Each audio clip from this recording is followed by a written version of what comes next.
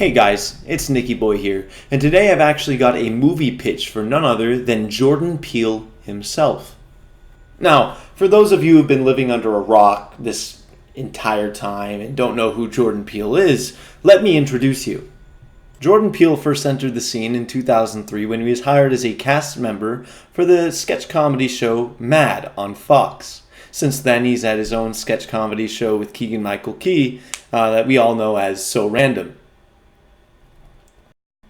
Since then, Jordan Peele has been destroying box office records with his own horror movies like Get Out and Us. It is because of the success of these two films that Mr. Peele caught my attention, and I think he would be a perfect director for the movie I'm about to pitch. Now, this pitch is directed towards Mr. Jordan Peele, so Mr. Peele, if you're watching, thank you so much for your time. I know you will not be disappointed with the pitch I'm about to give you.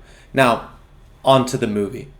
So, not a lot of the details and specific scenes or events in this movie are currently planned out, just because I wanted to leave a lot of room for collaboration with Mr. Peele, but I do have a basic gist of what I want from it, plot and atmosphere-wise.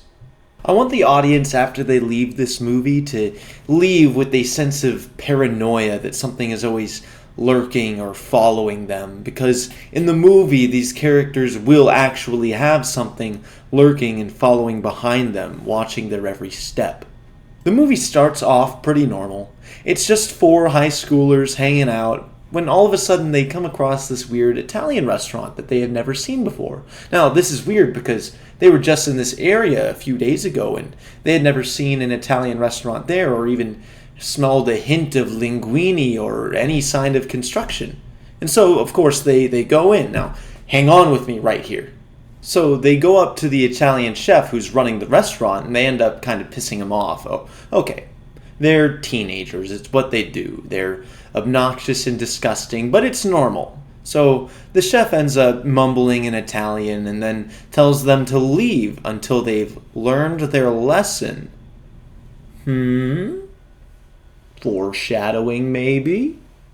So they start heading home, and all of a sudden, once they get outside, everything seems still and ominous, but they can't quite put their finger on it. The sky is just an orange sunset all around, and it will stay that way, but we'll get to that in a second. Just hang with me for a second here. So all these teenagers go their separate ways, but on their way home, none of them sees any sign of any other people ever. Not at all. They get home and none of their families are there, and so they try calling them, but it goes straight to voicemail. There's nobody else that they can find, but they find out that they can still call each other, and so they plan to meet up on a nearby park. On their walks to the park, they all feel a chill running through their spines and their bodies. It's weird, it's ominous. They have a feeling like there's something always behind them, but there's nothing there. They hear a faint noise in the distance, but it's so light, so they just ignore it, thinking that they're all making it up.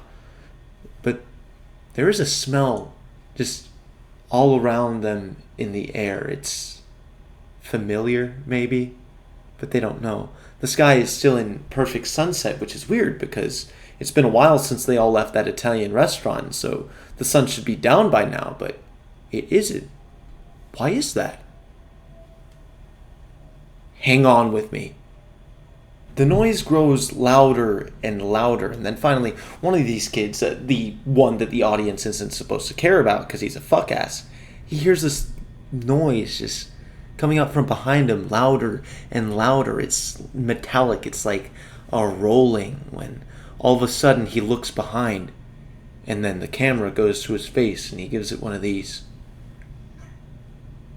So the camera cuts to the other three kids who have all met up at this point at the park, when all of a sudden they hear the scream coming from fuck-ass over there who's gotten himself killed because he's so unlikable.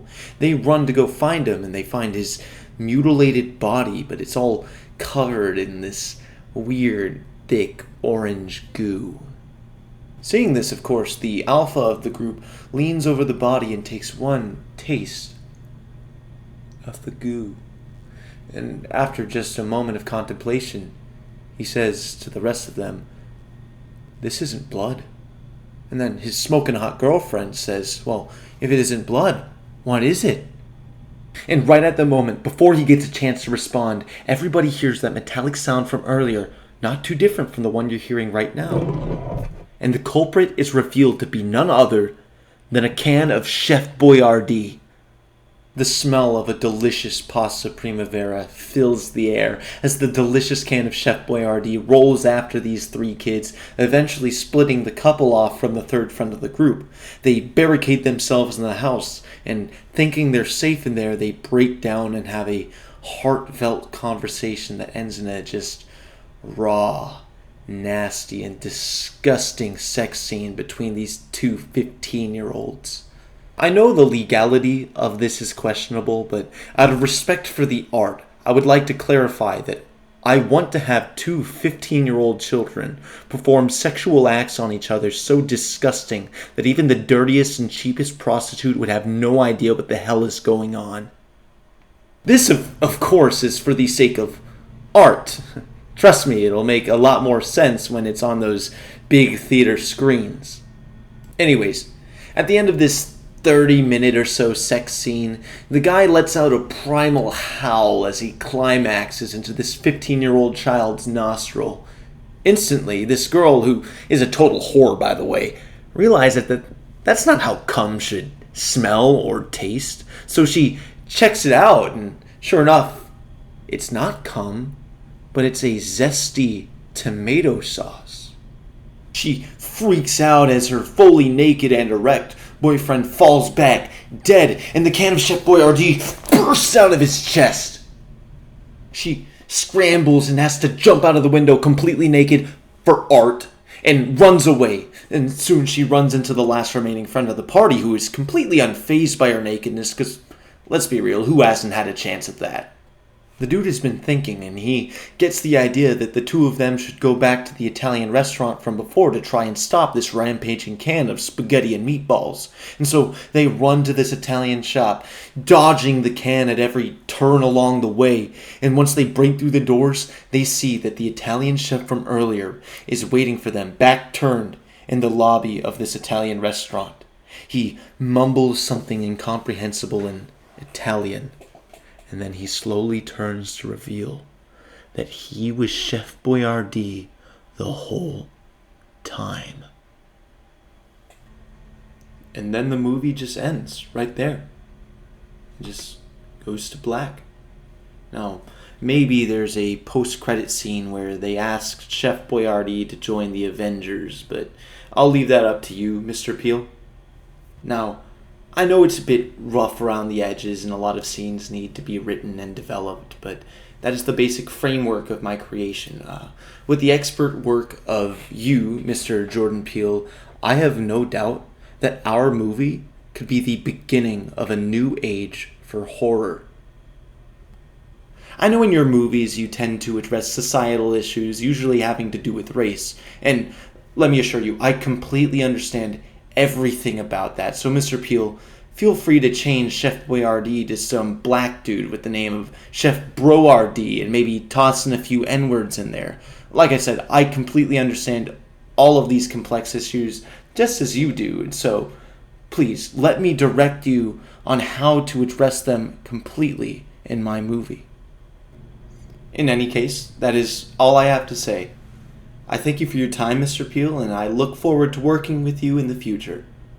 And, as the Italians always say, deuces.